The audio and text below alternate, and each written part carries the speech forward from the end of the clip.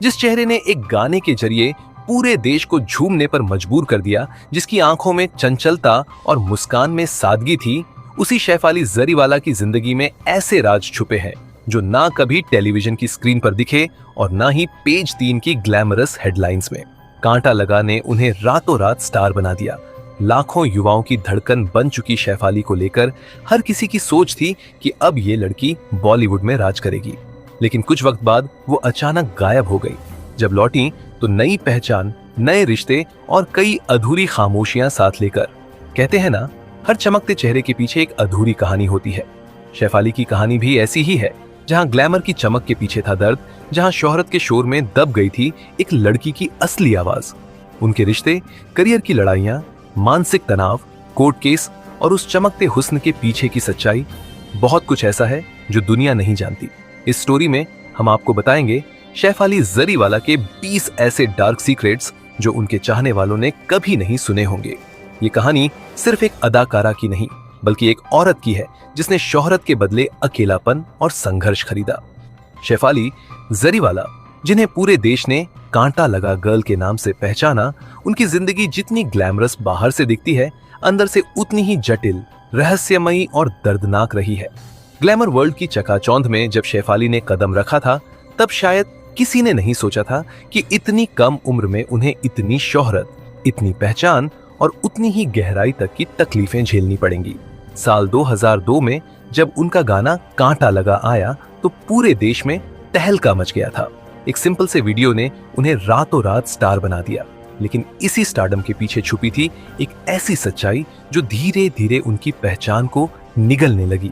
उन्होंने कभी खुलकर नहीं बताया कि इस वीडियो के बाद उन्हें किन किन नामों से बुलाया गया, कैसे उनका कैरेक्टर जज किया गया, कैसे उन्हें फिल्मों में आइटम नंबर तक सीमित कर दिया गया और कैसे उनकी असली पहचान, एक इंटेलिजेंट, एजुकेटेड और इमोशनल महिला को इस इंडस्ट्री ने एक सेक्स सिंबल में बदल दिया।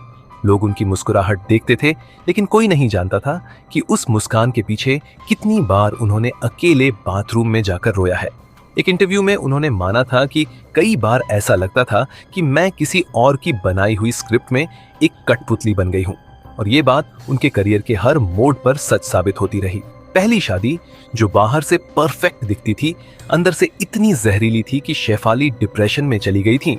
पति के साथ झगड़े, प्राइवेट मोमेंट्स का सोशल मीडिया पर लीक होना और फिर उन तस्वीरों पर ट्रोल्स की घटिया टिप्पणियां, इन सब से जूझते हुए शेफाली ने अपनी पूरी हिम्मत लगाई खुद को दोबारा खड़ा करने में।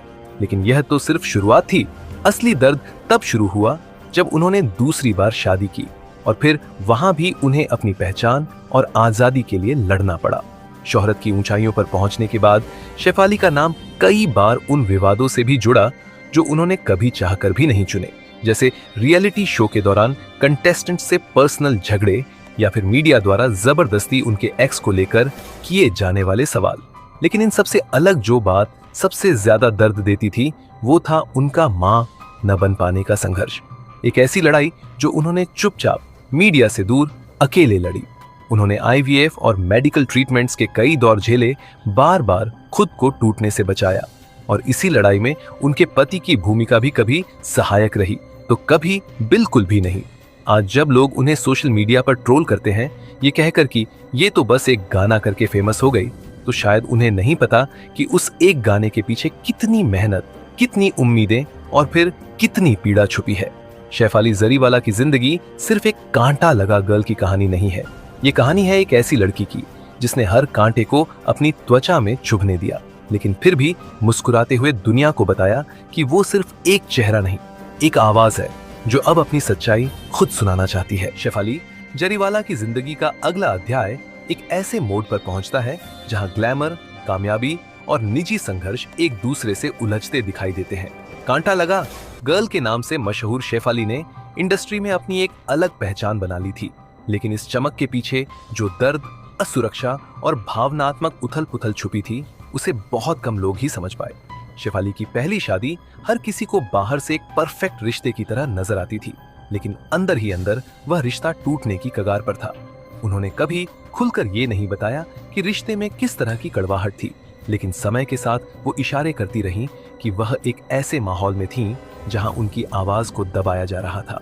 उनके फैसलों को कंट्रोल किया जा रहा था और उनके सपनों को मॉरल ऑब्लिगेशन का नाम देकर रोका जा रहा था। उनके पति के साथ लगातार बढ़ती दूरी, मानसिक असहजता और एक अधूरी पहचान के बोझ ने उन्हें अंदर से तोड़ना शुरू कर दिया था।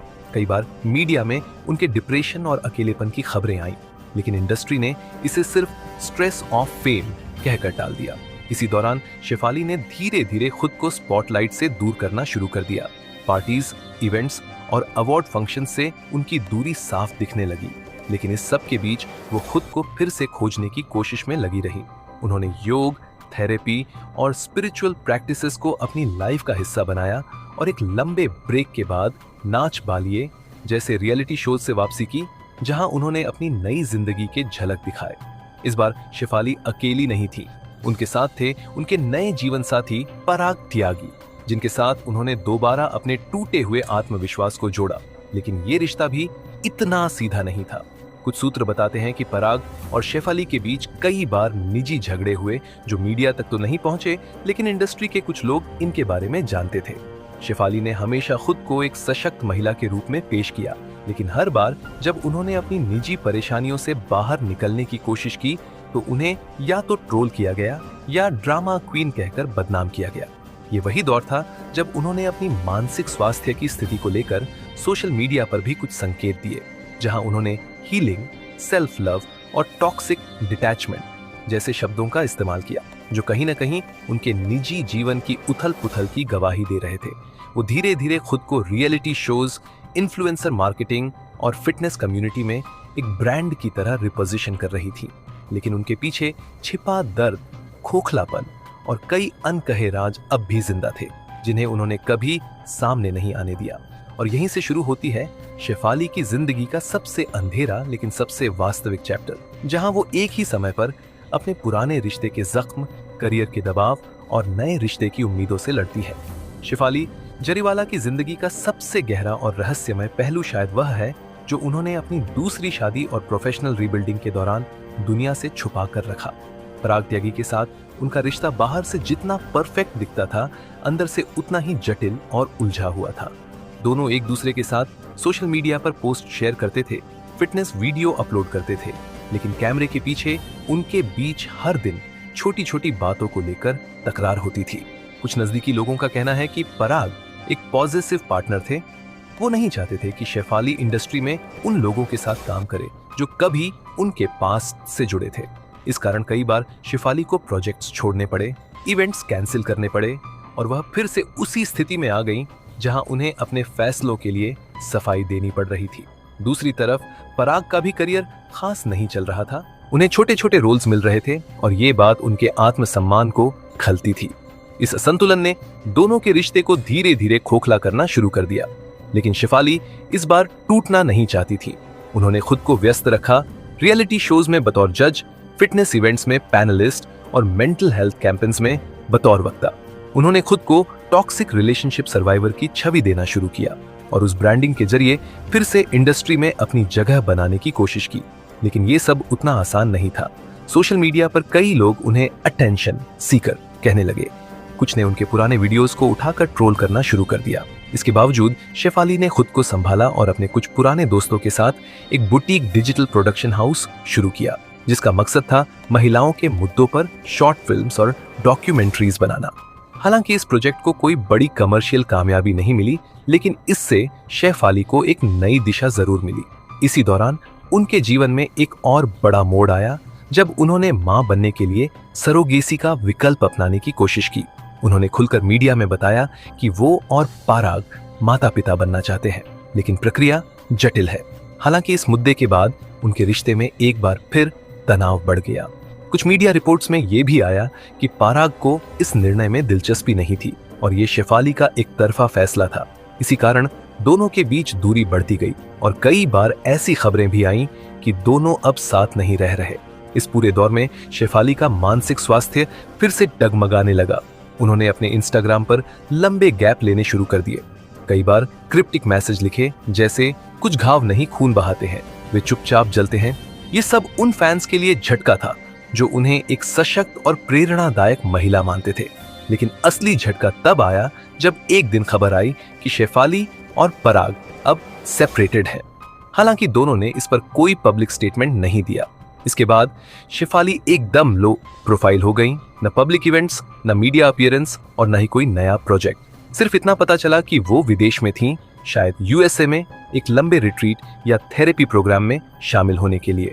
इंडस्ट्री के लोगों का मानना है कि शेफाली ने अपने जीवन के सबसे कठिन लेकिन सबसे जरूरी निर्णय लिए खुद को सबसे पहले रखना। उन्होंने कई बार खुद को खोया, रिश्तों में झुलसी, करियर में लड़खड़ाई, लेकिन हर बार वो उठी, कुछ नया सोचकर, कुछ नया बनकर।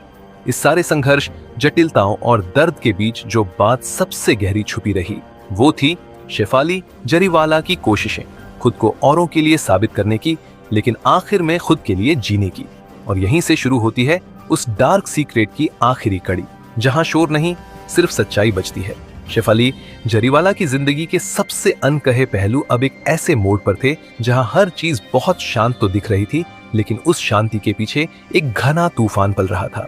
पराग से दूरी बनाने के बाद शेफाली ने पूरी तरह खुद को बदलने की ठानी। उन्होंने सोशल मीडिया से दूरी बनाई, पब्लिक अपीयरेंस लगभग बंद कर दी और अपने पुराने सर्कल से भी धीरे धीरे कटने लगी।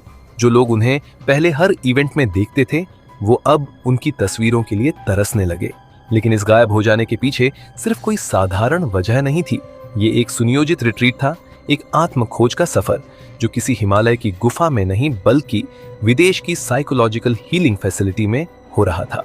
कहा जाता है कि शेफाली अमेरिका के ओरेगन में एक high and silent healing centre में गई थी, जहां वो हफ्तों तक मोबाइल, इंटरनेट, यहां तक कि लोगों से बातचीत भी नहीं करती थी। ये फैसला उन्होंने इसलिए लिया था क्योंकि उन्हें एहसास हुआ कि पिछले कई सालों में वो सिर्फ रिएक्ट करती रही थी। प्यार में, करियर में, रिश्तों में कभी सचमुच जी ही नहीं पाई। इस हीलिंग प्रोग्राम के दौरान उन्होंने कई पुराने ट्रॉमा को खोद कर देखा, अपने बचपन की घटनाओं से लेकर करिश्माई लेकिन कंट्रोलिंग रिश्तों तक। वहां उन्होंने उन चीजों को भी स्वीकार किया जिन्हें वो सालों तक नकारती रही, जैसे कि फेम का नशा, अपनी बॉडी को लेकर इनसिक्योरिटी और कभी ना भरने वाली उस खाली जगह को जो उनके पहले अफेयर और पहले ब्रेकअप के बाद बनी थी। हीलिंग सेंटर में शेफाली ने योग, माइंडफुलनेस, ट्रॉमा रिलीज थेरेपी और साउंड बाथ्स जैसी तकनीकों के जरिए खुद को फिर से महसूस करना सीखा। उन्होंने एक जर्नल रखना शुरू किया जिसमें वो हर दिन सिर्फ एक सवाल का जवाब लिखती थीं, आज मैंने खुद से क्या सीखा। और इन्हीं सवालों ने धीरे धीरे उनके अंदर की वो शेफाली जगा दी जिसे दुनिया ने कभी नहीं देखा था। इस पूरे सफर में उन्होंने एक नई स्क्रिप्ट लिखना शुरू किया। ये स्क्रिप्ट कोई फिल्म या शो की नहीं थी बल्कि उनकी आत्मकथा की।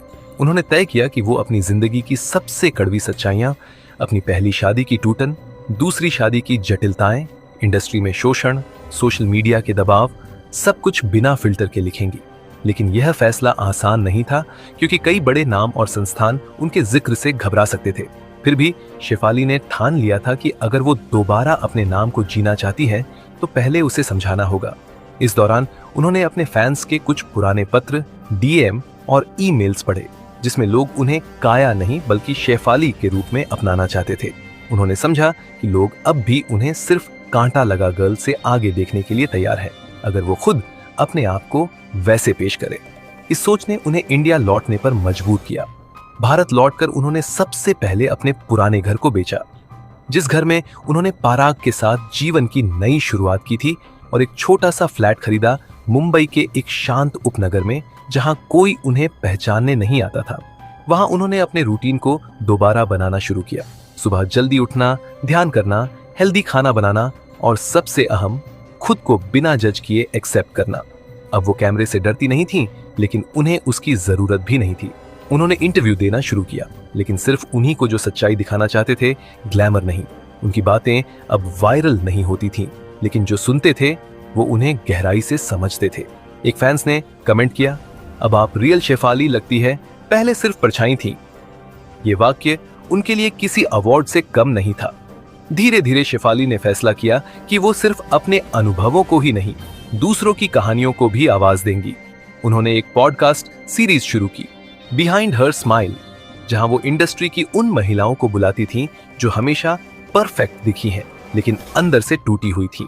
ये सीरीज धीरे धीरे इतना चर्चित हुआ कि उन्हें टेडएक्स में बुलाया गया, जहां उन्होंने पहली बार खुलकर कहा, मैं सिर्फ एक आइकॉन नहीं, एक इनसिक्योर लड़की भी हूं जो हर दिन थोड़ा और बहादुर बनने की कोशिश करती है। यही स्वीकारोक्ति थी जो शेफाली को दोबारा अपने पैरों पर खड़ा कर गई, और यहीं से उस डार्क सीक्रेट का चौथा चैप्टर पूरा होता है, जो अब अंधेरे से उजाले की ओर बढ़ता है। लेकिन क्या यही अंत है? शायद नहीं, क्योंकि शेफाली की कहानी अब सर्वाइवर से मेंटोर बनने की ओर बढ़ रही है, और वहां की जमीन और भी गहरी है। शेफाली जरीवाला की जिंदगी अब उस मुकाम पर पहुंच चुकी थी जहां अतीत एक साया बनकर पीछे चलता था, लेकिन अब वो साया डराने वाला नहीं बल्कि सिखाने वाला था। शेफाली अब एक नई पहचान गढ़ चुकी थी। वो सिर्फ एक परफॉर्मर नहीं थी, बल्कि एक जिंदा किताब बन चुकी थी, जिसके हर पन्ने में एक औरत की टूटी फिर जुड़ी हुई आत्मा की कहानी थी। पार्ट 5 की शुरुआत उस दौर से होती है जब उन्होंने अपनी आत्मकथा का पहला ड्राफ्ट पूरा किया। टाइटल था अनफिल्टर्ड, मेरी जुबानी मेरी कहानी। लेकिन पब्लिशर इसे छापने से हिचक रहे थे। वजह, इसमें कई नाम थे, एक्टर्स, डायरेक्टर्स, चैनल हेड्स, जिनके चेहरे आज भी टीवी और ओटीटी पर मुस्कुराते हैं। लेकिन शेफाली के पन्नों में उनका जिक्र घिनौना था। कुछ ने कानूनी नोटिस भेजने की धमकी दी, कुछ ने रिश्वत की पेशकश की, लेकिन शेफाली अब रुकने वाली नहीं थी। उन्होंने फैसला किया कि अगर कोई इसे छापेगा नहीं तो वो इसे खुद पब्लिश करेंगी और यूट्यूब पर हर चैप्टर को अपनी आवाज में अपलोड करेंगी। जैसे ही पहला चैप्टर लाइव हुआ, मुझे पहली बार कहा गया, तुम कैमरे में हॉट लगती हो, असल में नहीं। इंटरनेट पर भूचाल आ गया, लाखों व्यूज, हजारों कमेंट्स और एक बार फिर शेफाली इज बैक की गूंज। लेकिन ये वापसी अब शो या गानों की नहीं थी, ये वापसी थी आत्मा की, जो अब सिर्फ जगाने आई थी। शेफाली को अब एनजीओ, कॉलेज और वुमेन फोरम्स से इनविटेशन आने लगे। उन्होंने महिलाओं के लिए एक खास रिक्लेम योरसेल्फ वर्कशॉप सीरीज शुरू की, जहां वो अपने जैसी औरतों को सिर्फ सुनती थीं, जज नहीं करती थी। वहां कोई एक्टिंग नहीं थी, कोई स्टाइल नहीं थी, सिर्फ आंसू थे और सच्चाई। उन्होंने एक लाइन बनाई, जो दर्द तुम छुपा नहीं सकती उसे पहचान दो और वो तुम्हारा हथियार बन जाएगा। ये लाइन सोशल मीडिया पर हजारों बार शेयर हुई और देखते ही देखते शेफाली एक फिनिक्स का प्रतीक बन गई, जो राख से दोबारा जी उठी थी। इसी दौरान एक और बड़ा मोड़ आया, जब एक फिल्म प्रोड्यूसर ने उन्हें कहा कि वो उनकी बायोपिक बनाना चाहता है। पहले तो शेफाली हंसी, बोली, मुझे फिर से पर्दे पर क्यों लाना है, अब तो मैं पर्दे के पीछे की बातें कर रही हूँ। लेकिन जब उन्होंने स्क्रिप्ट पढ़ी, जिसमें उनका दर्द, उनका साहस, उनका अकेलापन और उनकी जीत सब कुछ वैसे ही था जैसा उन्होंने जिया, तो वो मान गई। और यही थी शेफाली की तीसरी पारी। पहली पारी काया की थी, दूसरी पारी बिग बॉस और रियलिटी शो की, और अब तीसरी जो थी सच्चाई की। फिल्म का नाम रखा गया कांटा से काया तक, और ये नाम खुद शेफाली ने रखा। फिल्म के डायरेक्टर वही थे जिन्होंने कभी उन्हें कहा था, तुम स्क्रीन पर चमकती हो लेकिन इमोशन नहीं दे पाती। और इस बार वो वही डायरेक्टर शेफाली के पैर छूकर बोले, आपने हमें जिंदगी सिखा दी। फिल्म सुपरहिट नहीं हुई, लेकिन जिसने भी देखी वो हिला। और फिर एक दिन शेफाली को बुलाया गया यूएन विमेन्स समिट में बतौर स्पीकर। वहां उन्होंने जो भाषण दिया वो सिर्फ एक स्पीच नहीं, एक क्रांति थी। उन्होंने कहा, मैं एक बार नहीं 10 बार टूटी, हर बार लगा अब खत्म, लेकिन जब भी मैं खुद को देखती, मुझे मेरी माँ की आंखें दिखती, मेरी बहनों की हंसी सुनाई देती और मेरे जैसी अनगिनत औरतों की चीखें महसूस होती, और मैं फिर खड़ी हो जाती। इस भाषण को पूरी दुनिया ने सुना, भारत से लेकर न्यूयॉर्क और लंदन तक। अब लोग उन्हें सर्वाइवर क्वीन बुलाने लगे थे। लेकिन शायद यही शेफाली के डार्क सीक्रेट का सबसे रोशन मोड़ था कि उन्होंने अपनी तकलीफ को गहना बना लिया और अपनी चुप्पियों को आवाज। अब वो एक ट्रस्ट चला रही थी, शी स्पीक्स, जो महिलाओं को सोशल मीडिया पर अपने अनुभव शेयर करने की ट्रेनिंग देता है। उनके पास एक टीम थी, साइकोलॉजिस्ट्स, कॉपीराइटर्स, वीडियोग्राफर, जो हजारों लड़कियों की कहानियां दुनिया के सामने ला रही थी। शेफाली अब सिर्फ खुद की नहीं, दूसरों की आवाज भी बन चुकी थी। और आज जब आप उनका नाम सुनते हैं तो शायद आपको कांटा लगा की बीट याद आए, लेकिन उनके अंदर की थाप अब कुछ और थी। वो थाप थी, हर औरत जो टूटी है वो सिर्फ बिखरती नहीं, बिखर कर नया आकार लेती है। और इस बात को जानने के लिए शेफाली को सिर्फ एक गाना नहीं, एक पूरा जीवन जीना पड़ा। कभी एक झिलमिलाती मुस्कान में छुपा दर्द, कभी एक ग्लैमर भरे फ्रेम के पीछे टूटा हुआ आत्मसम्मान, और कभी एक चुप्पी जिसमें पूरी दुनिया की चीखें दबी हों। यही थी शेफाली जरीवाला की असली कहानी। एक नाम जिसे लोग सिर्फ कांता लगा के रिमिक्स से पहचानते थे, लेकिन जिस औरत ने उस चमकते पर्दे के पीछे अकेलेपन, शोषण, मानसिक दर्द और सामाजिक तानों की आग में खुद को बार बार जलाया, उसी शेफाली ने उन राखों से एक नई उड़ान भर दी। आज जब हम उनकी कहानी की आखिरी पंक्तियों तक आते हैं तो दिल सिर्फ ये नहीं सोचता कि उन्होंने क्या खोया, बल्कि ये महसूस करता है कि उन्होंने क्या क्या पाया, किस तरह हर ठोकर को सीढ़ी बनाया और कैसे हर अस्वीकार को स्वीकार में बदला। उन्होंने अपने डार्क सीक्रेट्स को डर नहीं, हथियार बनाया और उन हजारों औरतों की आवाज बन गई जो आज भी अपने सीक्रेट्स को छुपाकर जी रही हैं। शेफाली की जिंदगी हमें ये सिखाती है कि कभी भी किसी की मुस्कान को हल्के में मत लेना, क्योंकि हो सकता है उस मुस्कान के पीछे एक जंग लड़ी जा रही हो और शायद वो मुस्कान ही उसकी आखिरी ढाल हो। उन्होंने साबित किया कि एक औरत टूटकर भी सुंदर होती है और जब वो उठती है तो न सिर्फ अपनी लड़ाई जीतती है बल्कि बाकी दुनिया के लिए एक रास्ता भी छोड़ जाती है।